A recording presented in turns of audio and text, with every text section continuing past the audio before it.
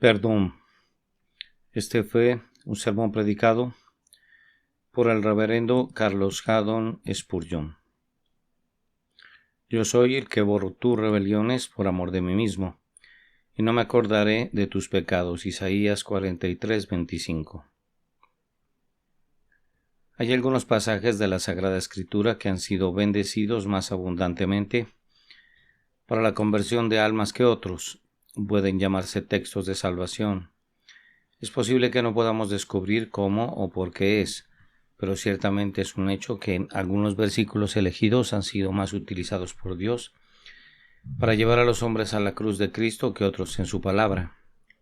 Ciertamente no son más inspirados, pero supongo que son más notables desde su posición, desde su peculiar fraseología más adaptada para captar la atención del lector y más adecuada para una condición espiritual imperante. Todas las estrellas en los cielos brillan intensamente, pero solo unas pocas atraen la atención del marinero y dirigen su rumbo. La razón es que esas pocas estrellas de su agrupación peculiar se distinguen más fácilmente y el ojo se fija fácilmente en ellas.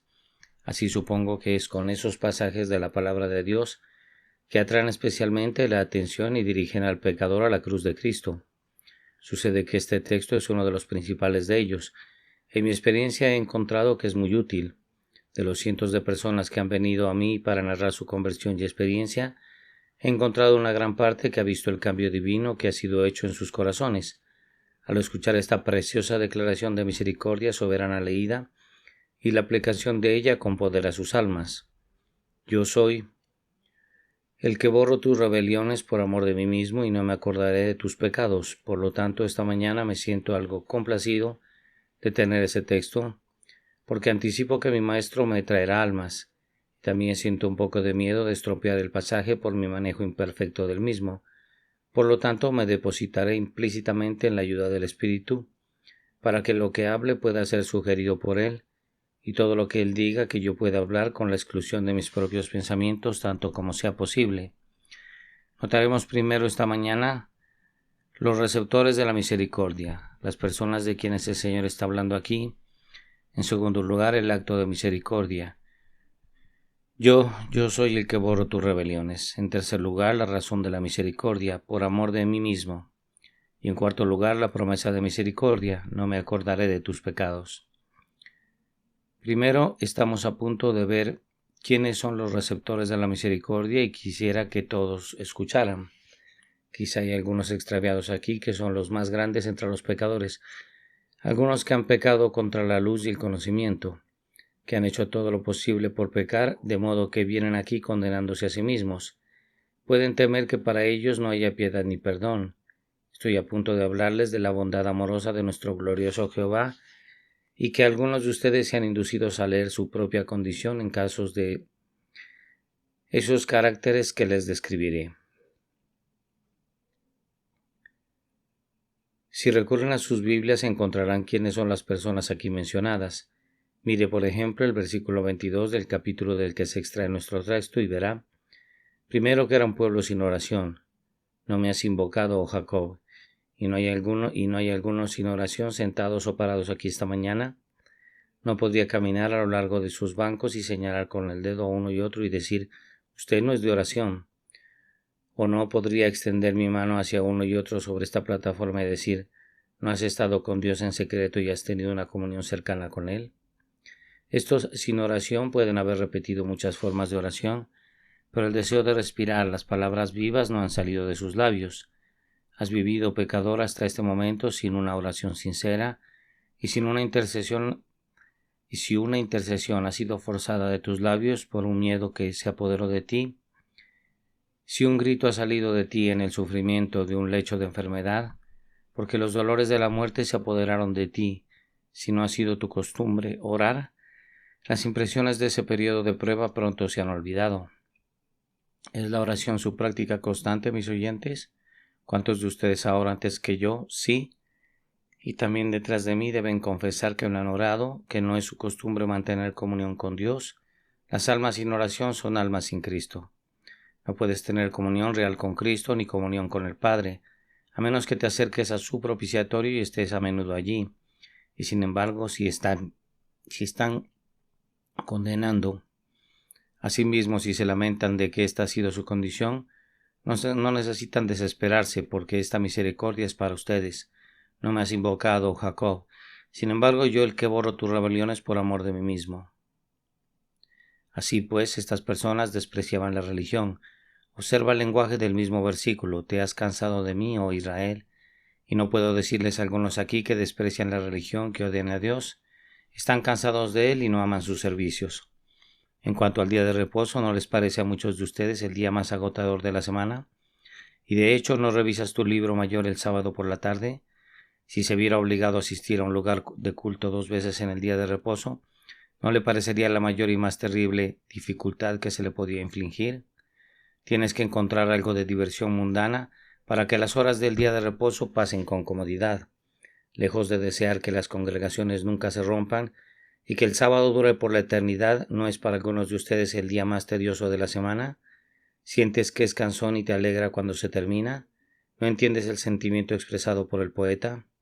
Dulce es la obra, mi Dios, mi Rey, de alabar tu nombre, dar gracias y cantar. No sabes nada del dolor del destierro de los atrios de Sión, donde se reparan las tribus sagradas, y cuando estás allí no tienes comunión con Dios, regocijándote de que el lugar sagrado se haya convertido en Betel, la casa de Dios, la puerta del mismo cielo. Nunca dices, mi alma dispuesta se quedaría en un escenario como este, y se sentaría y cantaría para la dicha eterna.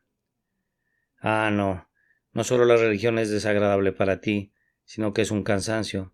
Pero si ahora estás convencido de este pecado y te arrepientes de él, y deseas ser liberado de su poder, entonces Dios te habla esta mañana y te dice, yo soy el que borro tus rebeliones por amor de mí mismo. Vuelve a mí con arrepentimiento sincero y tendré misericordia de ti. Note nuevamente las personas. Han sido personas ingratas. No me trajiste a mí los animales de tus holocaustos. Han sido ingratos. Tenían su ganado y sus rebaños multiplicados y aumentados en gran cantidad. Pero a cambio no le trajeron ni uno de los pequeños animales. Nunca le dieron un cabrito para el holocausto, pero ha sido como los cerdos, independientemente del roble, que arrojan comida en el suelo para ellos. Usted ha sido una persona mundana, carnal, que recibió un regalo, pero nunca agradeció al Todopoderoso que lo otorgó, mientras que el pequeño pollo, después de haber bebido del arroyo, levanta la cabeza como para agradecer a Dios que le proporcionó el agua. Usted ha sido alimentado día a día por un poder todopoderoso y, sin embargo, nunca ha dado a cambio ni siquiera uno de los pequeños ganados de su rebaño como ofrenda quemada. Esto es cierto para algunos que asisten a nuestras casas de oración. Muy raramente dan a una colecta por la causa de Dios. Son como el hombre en Estados Unidos de quien alguien nos ha dicho que se jactaba de que la religión había sido para algo muy barato. Para él algo muy barato, que le costó solo unos pocos centavos al año, de quien un buen hombre dijo, el Señor tenga piedad de tu pequeña alma tacaña. Si un hombre no tiene más religión que esa, si no tiene ninguna religión que lo haga generoso, no tiene religión en absoluto. Pensé en ese pasaje el jueves pasado por la noche, mientras estaba predicando. No compraste para mí caña aromática por dinero. Dios no necesita nada de tus manos, pero le gustan los pequeños regalos. Él ama de vez en cuando recibir de tu contenido, porque sabes que por poco que sea a sus ojos, comparativamente hablando, es grande porque viene de un amigo. Pero algunos de ustedes nunca le compraron una caña aromática con su dinero, nunca cantaron un himno para su alabanza. Has atribuido todo a tu buena suerte y te has jactado de haber obtenido todo lo que tienes gracias al trabajo de tus propias manos. Te jactas de decir, no tengo que agradecer a nadie por lo que tengo. Ese ha sido tu espíritu. No le has dado gracias a Dios, el Dios del cielo y de la tierra. No lo has glorificado a Él, sino a ti mismo, y sin embargo, el Altísimo está dispuesto a perdonar tu pecado en esto, si estás sinceramente arrepentido. Sin embargo, nuevamente estas personas eran inútiles. Ni me saciaste con la grosura de tus sacrificios, sino pusiste sobre mí la carga de tus pecados. Está bien dicho que el fin principal del hombre es glorificar a Dios. Para ese propósito Dios hizo el sol, la luna y las estrellas y todas sus obras, para que pudieran honrarlo, y sin embargo, ¿cuántos hay incluso tal vez entre mis oyentes esta mañana que nunca han honrado a Dios en sus vidas? Pregúntese qué han hecho. Si escribieras tu propia historia sería un poco mejor que la del sapo de Belzón, que existió en la roca durante 3000 años. Puede que hayas vivido así, pero no has hecho nada. ¿Qué almas has ganado para el Salvador? ¿Cómo has magnificado su nombre? ¿Alguna vez le has servido? ¿Cómo has trabajado para Él? ¿Qué has hecho por Dios? ¿No has sido estorbo de la tierra, tomando el sustento de la tierra donde algún árbol mejor podría haber crecido, y sin dar fruto para tu Creador? Por todo lo que has hecho, el mundo bien podría nunca haberte conocido. Ni siquiera has sido tan útil como la luciérnaga que, al menos, sirve para iluminar los pasos del viajero. El mundo posiblemente se alegrará de deshacerse de algunos de ustedes y se regocijará cuando se hayan ido. Quizás has ayudado a destruir las almas de aquellos con quienes te has relacionado en la vida. Puedes recordar el momento en que condujiste a ese joven por primera vez a la taberna. Puedes recordar la hora en que hiciste el juramento más horrible. Tu hijo estaba escuchando y también aprendió a ser profano. Puedes mirar algunas almas que incluso ahora se están condenando al ver tu ejemplo, y en el infierno puedes ver espíritus levantándose de sus lechos de hierro y escucharlos gritar, en su desgracia: ¿quién fue el que me llevó aquí y causó que mi alma fuera destruida? Tú eres el autor de mi condenación. ¿Es verdadera la acusación? ¿No te verás obligado a declararte culpable del cargo? ¿Ni siquiera te arrepientes de tus grandes transgresiones? Incluso si es así, mi maestro me autoriza a decir nuevamente: así dice el Señor, yo soy el que borro tus rebeliones por amor de mí mismo y no me acordaré de tus pecados. Nuevamente, hay algunos que pueden llamarse pecadores del santuario, pecadores en Sión, y estos son los peores pecadores. Por lo general puedo decir si los indagadores han sido hijos de padres piadosos o no, si después de una confesión de gran culpa se sienten incapaces de continuar recordando lo que alguna vez fueron. Los gemidos, los sollozos y las lágrimas corriendo por sus mejillas son el lenguaje silencioso de su dolor. Cuando veo esto, siempre sé que el lenguaje que tendrá éxito será: he sido hijo de padres piadosos, y siento que soy uno de los peores pecadores porque fui educado en la religión, y sin embargo la ignoré y me aparté de ella. Oh sí, los peores pecadores son los pecadores en Sión porque pecan contra la luz y el conocimiento. Se abren camino hacia el infierno, como dice John Bunyan sobre la cruz de Cristo. Y la peor forma de ir al infierno es ir por la cruz. Antes de mí, muchos de ustedes fueron consagrados a Dios por una madre querida, y muchos de sus padres les enseñaron a leer y amar las escrituras de la verdad. Fueron criados como Timoteo. Comprenden bien la teoría del camino de salvación y sin embargo vienen aquí, hombres y mujeres jóvenes, algunos de ustedes enemigos de Dios y sin Cristo, y despreciadores de su palabra. Algunos de ustedes incluso se burlan, o si no se burlan, dicen que la religión no es nada para ustedes y por sus acciones, sino por sus palabras, declaran que no es nada para ustedes que Jesús deba morir. Ah, cuando te hablo, no debería olvidarme de mí mismo. Si alguna vez fuera mi suerte despertarme en el infierno, debería estar entre los más terriblemente condenados allí, porque tuve un entrenamiento muy piadoso y me obligaron a tomar mi lugar con los pecadores del santuario. Y ustedes que son tales a quienes me dirijo ahora, ¿no tienen miedo? Pregúntense ahora, ¿quién de nosotros habitará con fuego devorador? ¿Tiemblan y tiemblan por miedo y con un corazón arrepentido desean perdón? Sí, es así. Lo digo de nuevo en el nombre de mi Maestro, que no hablo más que amor y misericordia a los pecadores penitentes, quien dijo: tampoco te condeno. Jehová ahora declara: yo soy el que borra tus transgresiones por mi propio bien, y no recordaré tus pecados. Sin embargo, una vez más tenemos aquí a algunos que han cansado a Dios. Si no pusiste sobre mí la carga de tus pecados, me fatigaste con tus maldades. Ves aquí al hombre que ha sido profesor de religión y puede mirar hacia atrás. Hace 20 años, cuando era miembro de una iglesia cristiana, aparentemente caminaba en el temor del Señor y todos los hombres pensaban que había recibido la gracia de Dios en verdad, pero se ha desviado hacia los caminos del pecado. Algunas veces sus labios han sido contaminados con juramentos y su alma es esclava del pecado, pero incluso ahora se lo encuentra a menudo en la casa de Dios. A veces se llena de lágrimas y dice dentro de sí mismo: ciertamente volveré al Señor, porque mejor me fue entonces que ahora. Autocondenado, se para y llora en la amargura de su corazón. Y noten, puede ser que esta mañana haya entrado en esta gran asamblea y que sus rodillas se golpeen una contra la otra. Sin embargo, puede ser que su bondad resulte como la nube de la mañana y el rocío temprano que desaparece. O puede ser que haya llegado el momento decisivo, ahora o nunca, como solía decir Boxter. Ahora Dios o Satanás, ahora aceptado o condenado. Pobre cristiano desviado por la gracia de Dios, regresa al Señor, y Él tendrá misericordia de ti. Él borrará todos tus pecados, y así borrados Él nunca más los recordará en tu contra. Estos entonces son aquellos que reciben misericordia. Algunos de ustedes pueden decir, parece que piensas muy mal de nosotros, y así es. Otros exclaman, ¿cómo puedes hablarnos de esta manera? Somos un pueblo honesto, moral y recto. Si es así, entonces no tengo ningún evangelio que predicarles, pues pueden ir a otro lado si lo desean, ya que pueden recibir sermones morales en decenas de capillas, si lo desean. He venido en el nombre de mi Maestro para predicar a los pecadores y por lo tanto no les diré ni una palabra a los fariseos excepto esto, por mucho que piensen que son justos y santos, al final serán expulsados de la presencia de Dios. Tu sentencia será el destierro eterno de la presencia de aquel que le ha dicho a cada pecador arrepentido, yo soy el que borro tus rebeliones por amor de mí mismo y no me acordaré de tus pecados. El segundo punto es el hecho de la misericordia. Hemos descubierto a las personas a quienes Dios les tendrá misericordia. ¿Qué es la obra de la misericordia? Es un pacto de perdón y al hablar de ello hablaré primero de qué es un perdón divino. Yo soy Él. El perdón divino es el único perdón posible porque nadie puede perdonar el pecado sino solo Dios. No importa si un sacerdote católico romano o cualquier otro sacerdote dice en nombre de Dios, te absuelvo de tus transgresiones. Es una blasfemia abominable. Si un hombre me ha ofendido, puedo perdonarlo, pero si ha ofendido a Dios no puedo perdonarlo. La única libertad posible es por medio del perdón de Dios, pero entonces es el único perdón necesario.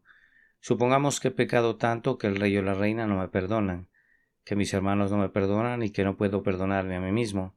Si Dios me absuelve, esa es toda la absolución que será necesaria para mi salvación. Tal vez estoy condenado por la ley de mi país. Soy un asesino y debo sufrir en el cadalso. La reina se niega a perdonar y tal vez hace lo correcto con tal negativa. Pero no necesito su perdón para entrar al cielo. Si Dios me absuelve, eso será suficiente. Fui tan reprobado que todos los hombres desearon que dejara de existir. Si supiera que nunca perdonaran mi crimen, aunque debería desear el perdón de mis semejantes, no sería necesario que lo tuviera para entrar al cielo. Si Dios dice te perdono, eso es suficiente. Solo Dios puede perdonar satisfactoriamente porque ningún perdón humano puede aliviar la conciencia perturbada.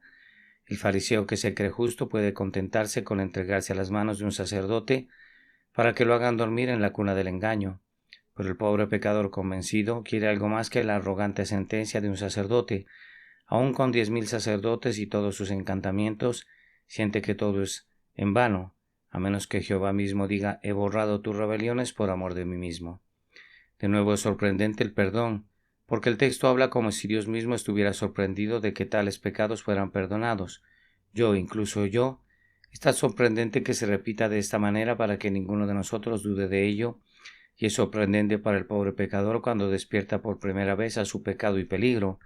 Parece ser demasiado bueno para ser verdad, y se maravilla al sentir que su propia dureza se va. La misericordia ofrecida es tan abrumadora.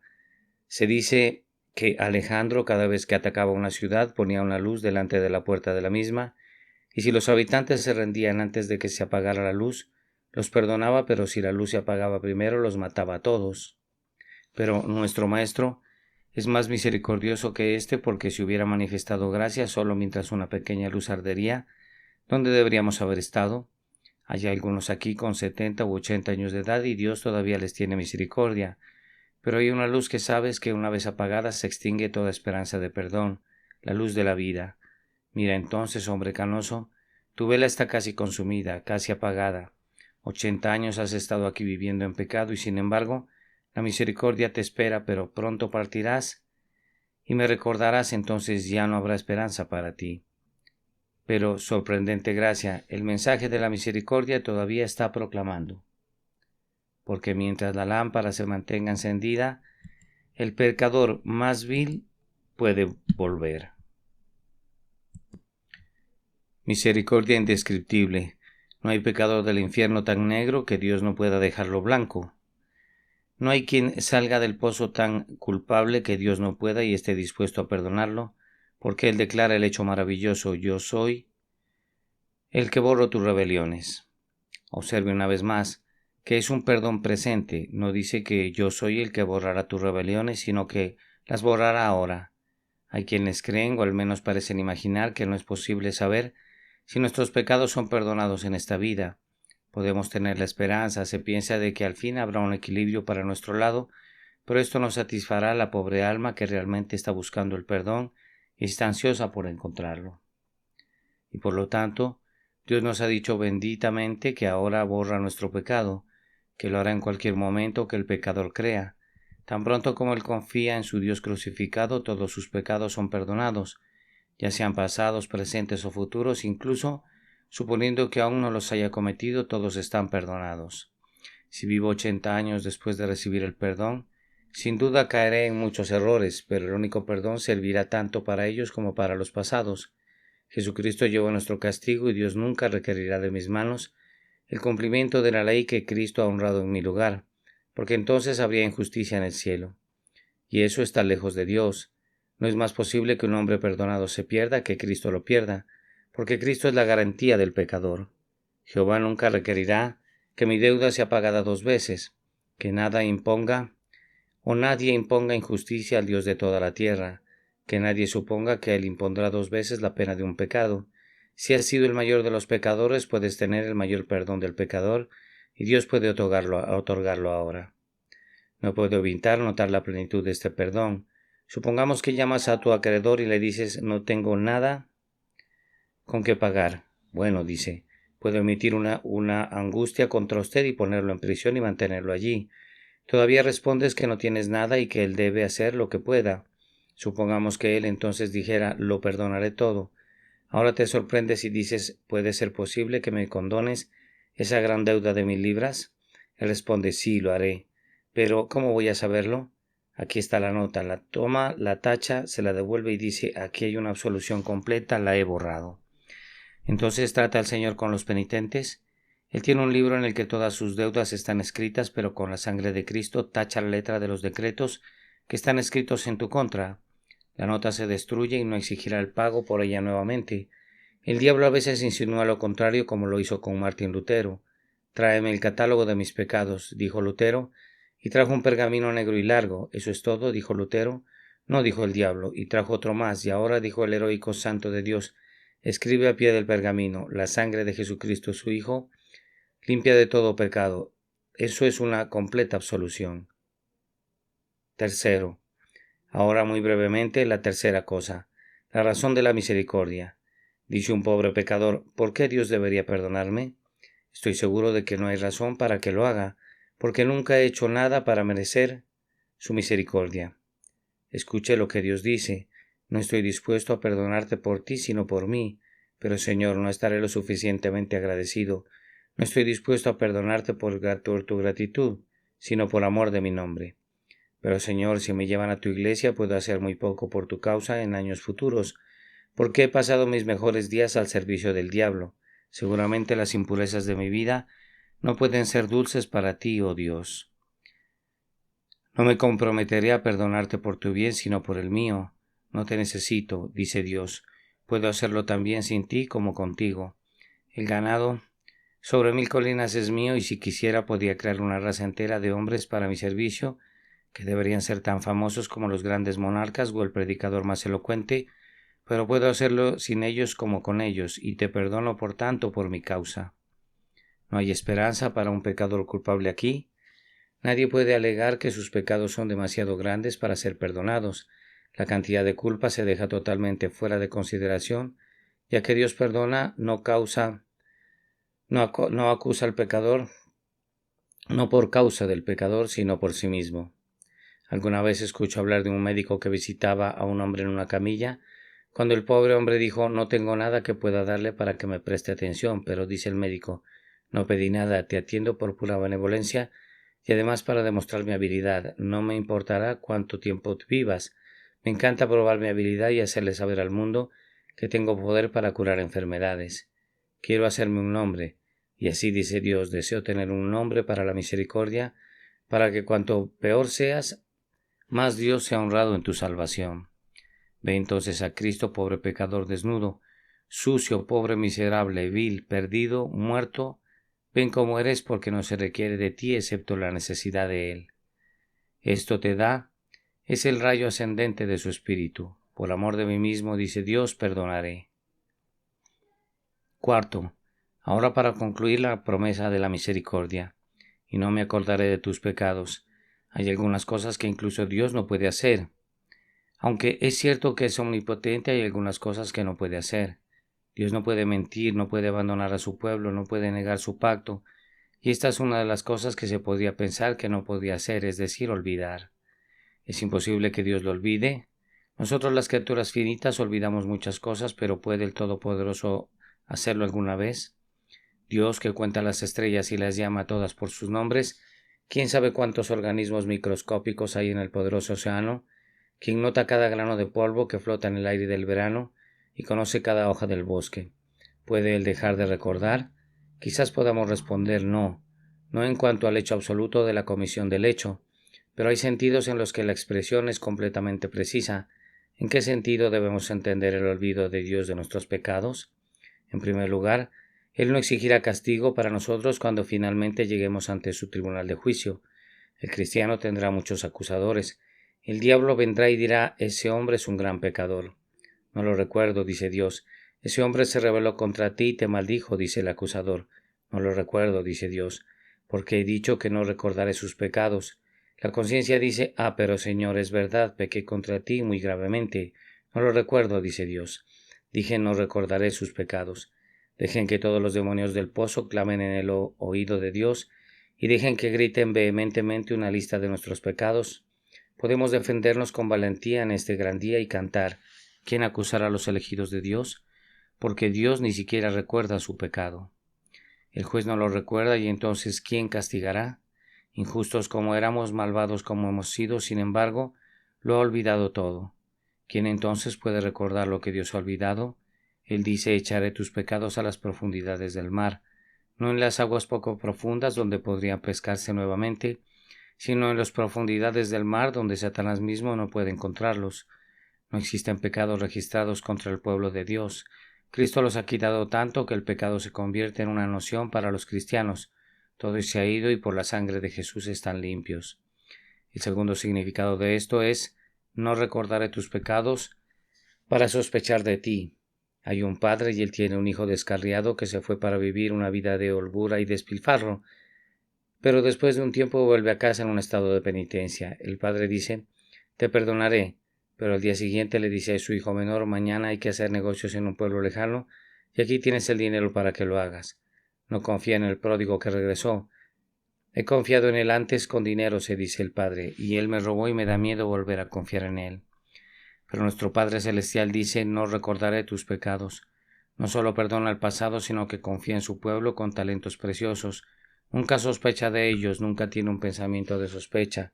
Los ama tanto como si nunca se hubieran extraviado. Los empleará para predicar su evangelio, los pondrá en la escuela dominical y los hará siervos de su Hijo, porque él dice: no recordaré tus pecados. De nuevo, no recordará en su distribución de una justa retribución. El Padre terrenal amablemente pasará por alto las faltas del Hijo pródigo, pero usted sabe cuando ese Padre muere y está a punto de hacer su voluntad. El abogado sentado a su lado dice: daré mucho a William, quien siempre se portó bien, y mi otro hijo tendrá tal y tal. Mi hija tendrá mucho, pero ese hijo pródigo gasté una gran suma en él cuando era joven y desperdició lo que recibió. Aunque lo he favorecido nuevamente y por el momento va bien, todavía creo que debo hacer una pequeña diferencia entre él y los demás. Creo que no sería justo, aunque lo he perdonado, tratarlo precisamente como el resto. Y así el abogado le concede unos cientos de libras, mientras que los otros quizás obtienen sus miles. Pero Dios no recordará tus pecados así. Él les da a todos una herencia. Dará el cielo al mayor de los pecadores, así como al mayor de los santos. Cuando divide la porción entre sus hijos, puede ser que ponga a María Magdalena tan alto como lo hace con Pedro, y al buen ladrón tan alto como lo hace con Juan. Sí, el malhechor que murió en la cruz está a la vista de Dios como la persona más moral que jamás haya existido. Aquí hay un bendito olvido. ¿Qué dices, pobre pecador?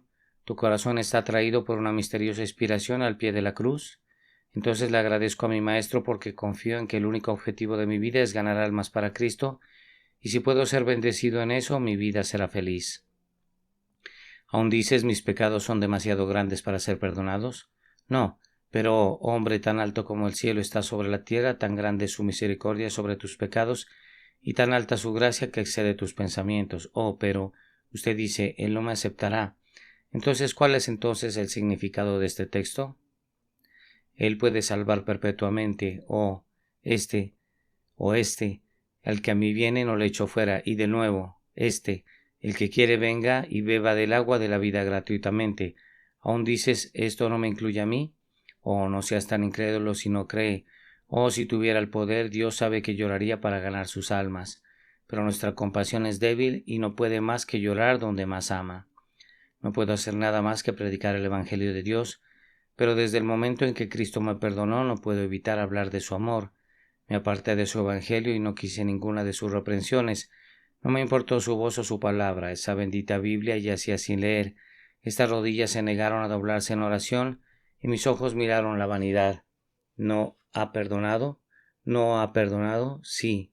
Entonces, antes de que esta lengua se pegue al paladar de mi boca, he de proclamar la gracia gratuita en todas sus poderosas demostraciones de misericordia lectora, redentora, perdonadora y salvadora.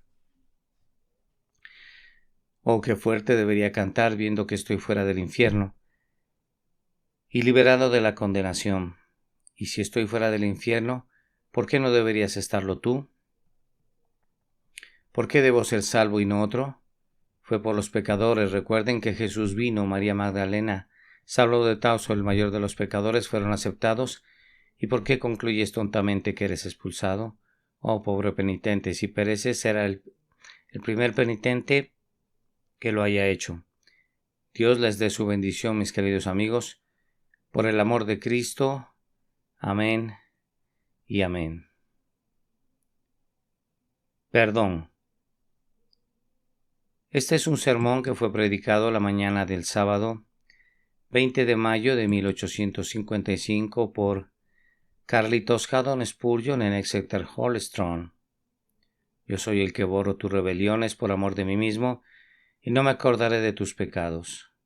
Isaías capítulo 43 y versículo 25.